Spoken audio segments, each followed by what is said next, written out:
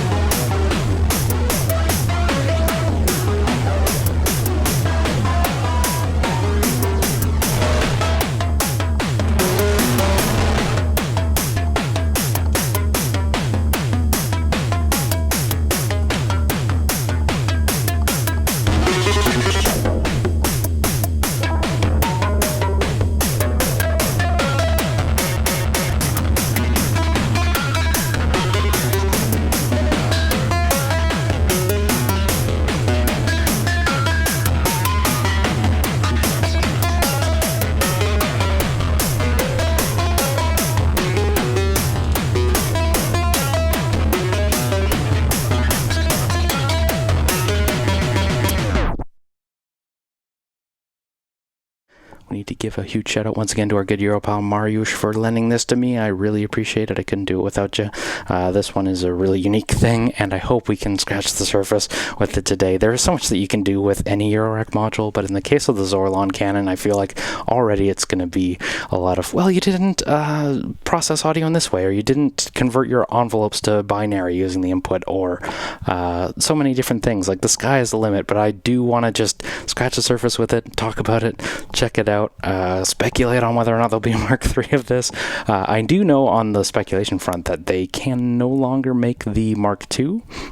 There's some components on here that are no longer available. That means that I know I have a lot of gripes with the constant upgrade cycles of super expensive Eurorack modules and how it's a pain, but it's really funny it's really unique in the case of the Industrial Music Electronics / Harvest Min range that they're constantly reissuing the Mark Is or rebuilding them. So the Zorlon Cannon, at least right now, I think you can purchase it directly, the Mark I and not the Mark II, because the Mark II is no longer around.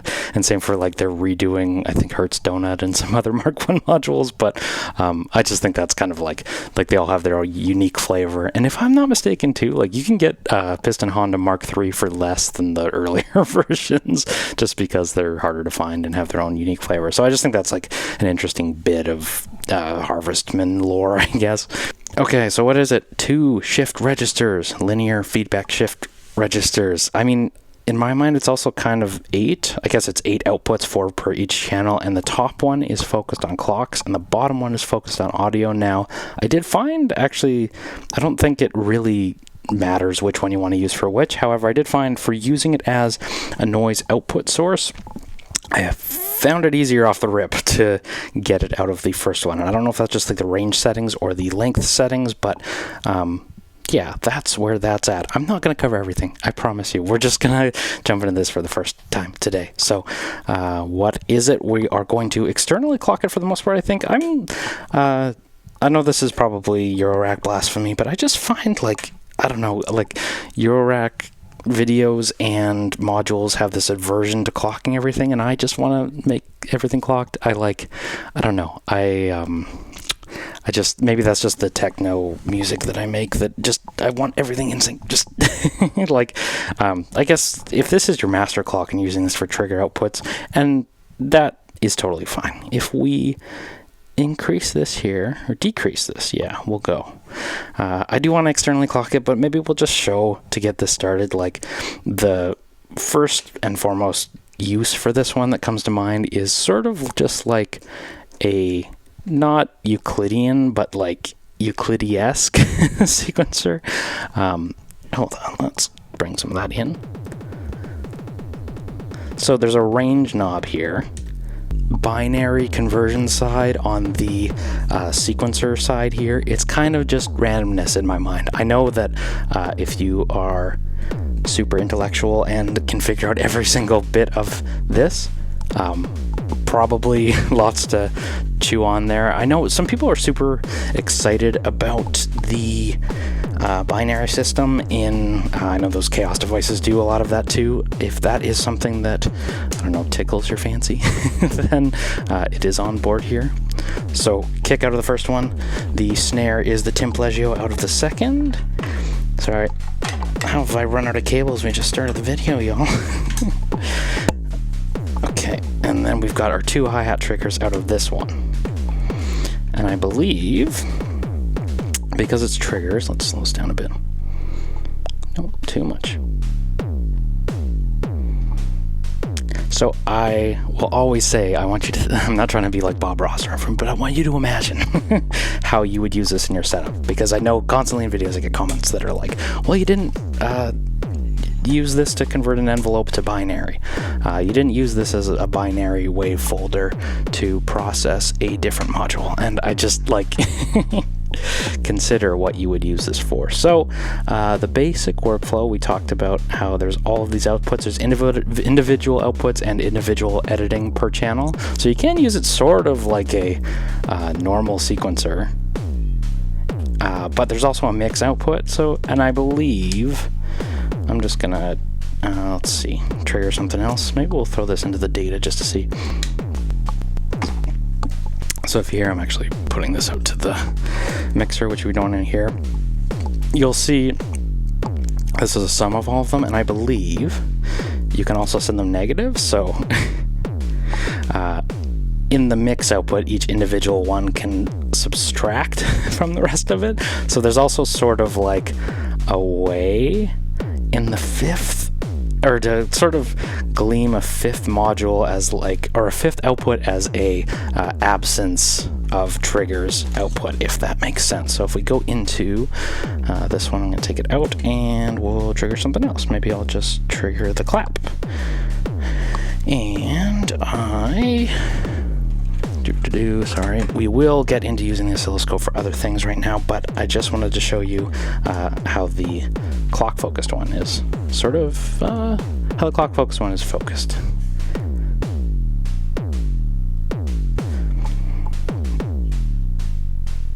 Now, interestingly though, it is not sending a positive voltage, it's only going negative. So if these ones go, yeah, so I can duplicate other ones, so maybe it'll hit every beat that isn't a clap. Or anyway, this isn't necessarily how I'd use it, but I want to do this as a demonstration to consider that if you use these attenuverters to send the triggers from the first channel negative, they'll take it away. If you send them positive though, we can use this to also hit the trigger on the clap, or think of like you could use that as a sidechain, or you could, you know, in this case I'm just sort of making it a little more I don't know, polyrhythmic, I guess, by, let's just take 2 channels. We're going to make a 5th channel out of this by the second and the last channel will be positive, and it seems I've increased my tempo a bit, and the first and third tempos will be negative. So if there's a trigger that doesn't overlap with the first and second, then it'll go, basically. Now let's turn up my hi-hat so you can hear better.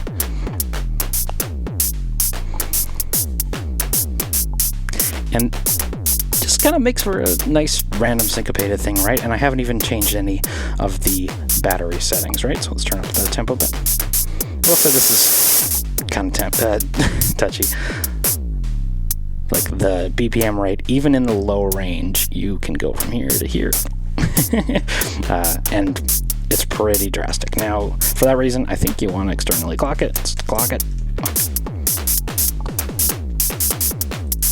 It's 140 BPM. Let's bring it down to 120. My hi-hats are probably a little loud. Yeah.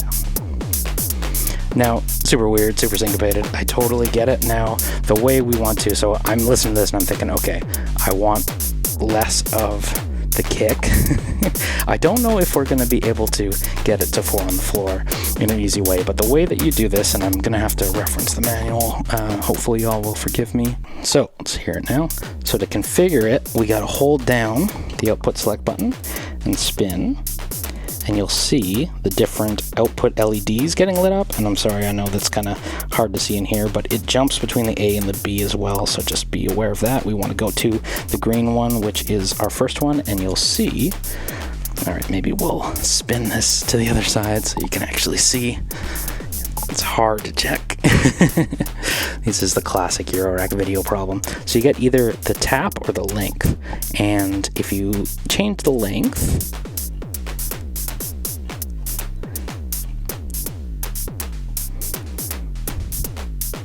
we can bring it down, and if we switch over to the tap side, I think you'll actually make it more dense by turning it down eventually. Yeah.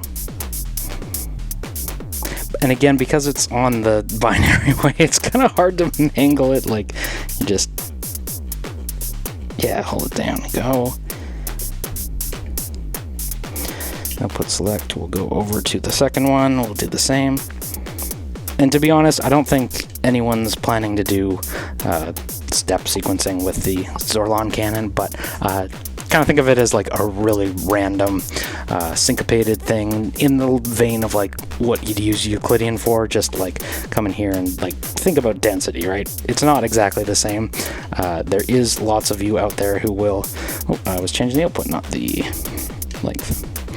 There are lots of you out there who will surely want to check this out for the binary conversion stuff, but that is well above my head. Now, take out my mix output just to simplify it here. You can save presets by holding this down. I won't do that to a module that I'm borrowing, so we'll just leave that for now. However, it will slow down my tempo.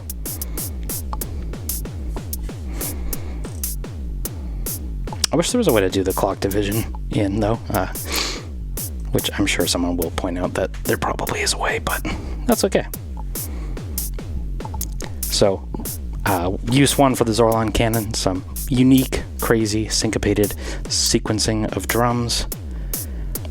I'm going to wager that's the main use for the Zorlon Cannon, is doing those crazy syncopated sequences. I know that's not shift register at all, but I think it's a fun way to use the probability of it, basically. Not probability, but the binary way in which you enter the density, I guess. I don't even know if density's the right word here. Anyway, I am preparing for the essays in the comments about what I spoke wrongly about. Now, on the audio side, same thing. We're actually going to use the internal clock for this side for now to get started. I want to show another use for this, and hopefully you can actually see this.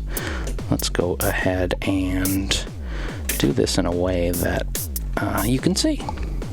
So let's take the oscilloscope and listen to that. Now, if you change the range, right now you see there's some gates, basically. If we turn this up, you can get into like chiptune territory, and I really think that's like maybe not the primary use for this thing, but I wouldn't overlook it if you want like unique sounds. If you're chasing the unique in Eurorack, which I think is a very valid reason to be in the rack, then I would be checking that out. So we're gonna route this into a low-pass gate, just because I like that sound. And we'll get this going here. I'm just going to do 4 on the floor so we can kind of, I don't know what the word is, so we can drive some rhythmicness to this crazy beat that's behind it.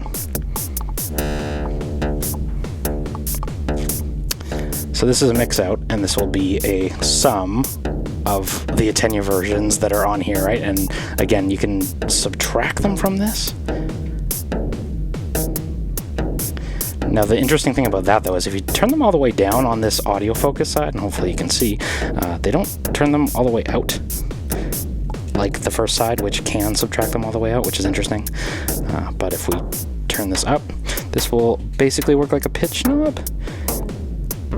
And so for that reason, we kind of get like that chiptune Atari noise, which I think is rad. Let's make this more dense.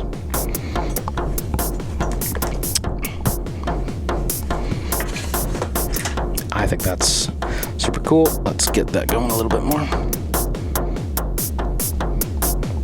And there is a way to do pitch here. Will we discover how? If we send CV in,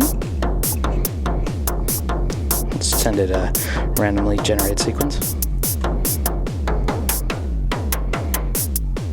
Oh yeah. I don't know how accurately this tracks volt per octave.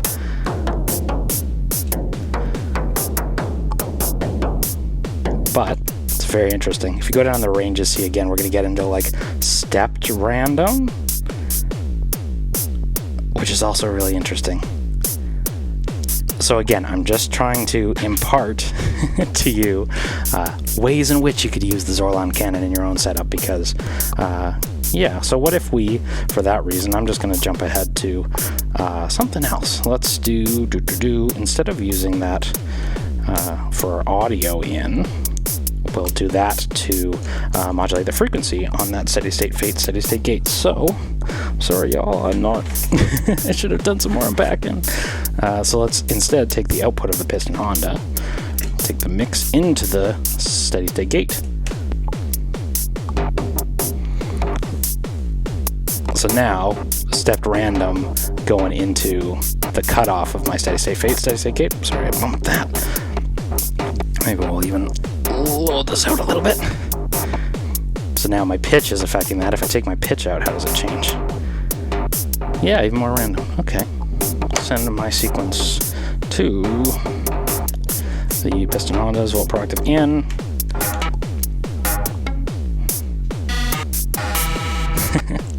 We turn this up. Sorry, hopefully you can see on there. So piston Honda.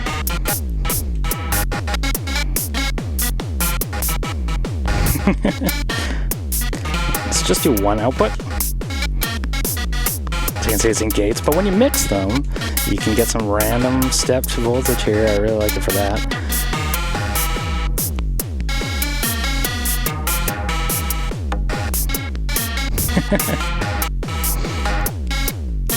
What if this was over, because step random is really good for the scanning wavetables, and I get an attenuator there, so let's try that instead. Yeah. Z-axis will make this more crazy. Let's go to a preset just so.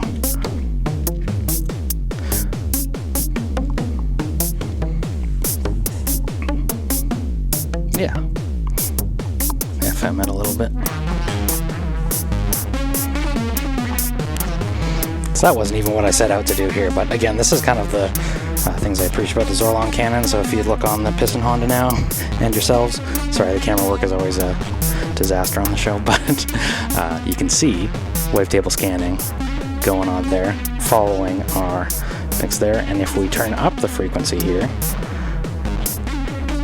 or change the range, it'll get even crazier. So if I don't attenuate that, maybe we want to make it crazier by going to the lowest register and going out of there. What happens if I increase my tempo?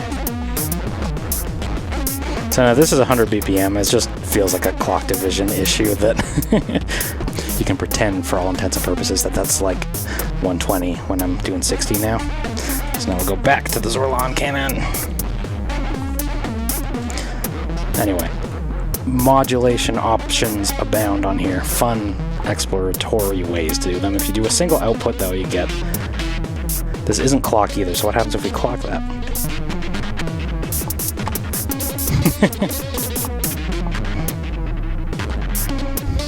Probably need to do the same clock. Yeah, let's do that. We send a clock into this one as well. Nope, that's not the clock in, that's the CV in. No, that is the clock, yeah.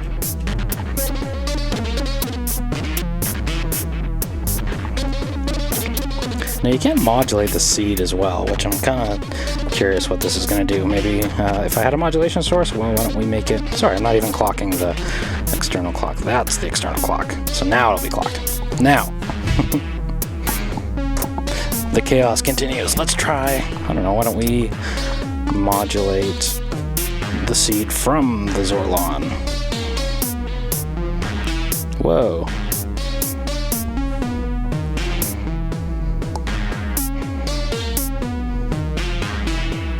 We did get 4 on the floor.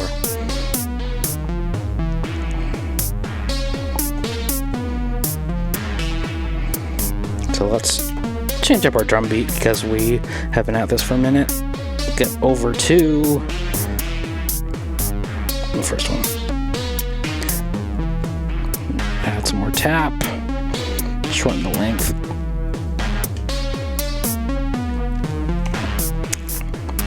That didn't change anything. Well, that's okay.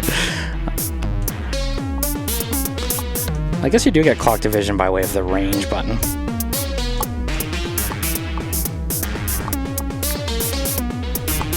I'm into that.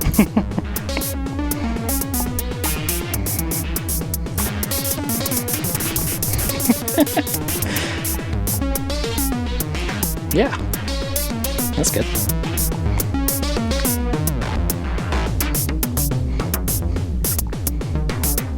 Yeah. So now, I like this, but I do want to show you as well the audio options of this. So we can get like crazy audio rate stuff going too. So let's take the mix output, run it through our oscilloscope, and then we'll send that, instead of to Wavetable scan, let's send that to the input of our low pass gate.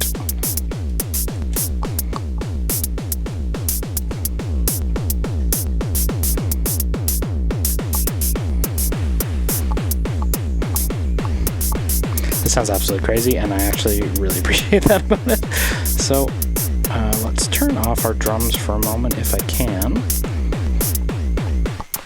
And then we'll just listen to the audio options for this. So we'll take output is going through the oscilloscope and running into the steady state gate. Now it's just pulses, so I'm gonna zoom back in here so you can see as well. Again, I'm sorry, the camera work is crazy. Now we're in super low clock rate there, but we do want to bring it up to audio rate, so this will bring that up more. And yeah, that was what I was finding too, that the first one is supposed to be for processing triggers, but as a sound source, it wasn't quite as usable as the bottom one that's supposed to be for processing audio wasn't as useful. But then maybe I'm just clocking it makes issues for it, I don't know. So you don't want to clock it if you're going to use it for audio. Maybe I'll bring the decays up so you can hear it. So this is for some noise, and it gets into bit reduction territory, which I love. Digital noise. This is a mix, so if we do individual outputs, they all can sound a little bit different. And if we go in and select the output that I'm standing on, you can change it up as well.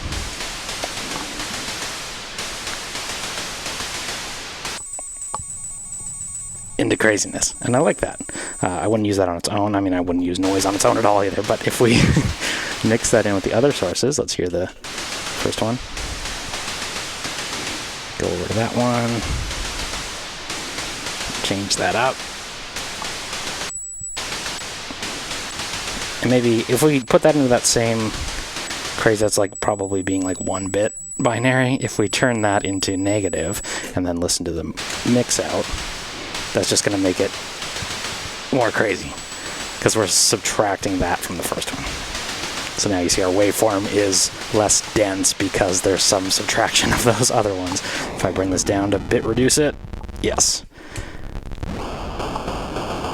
Space Invaders, in the manual it says it's like Atari Plonk, I believe. I don't know what the Atari Plonk is, but I am loving whatever I'm hearing right now. So,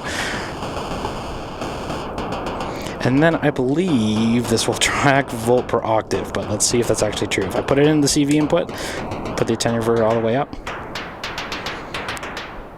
Yeah. I don't know if I'd listen to noise only, but bring your drums back in, and then that'll play us out. Hey, I'm Tafony. Like, comment, subscribe, do all the crap that Google's always on my case but not promoting to you, and I'll talk to you in the next video.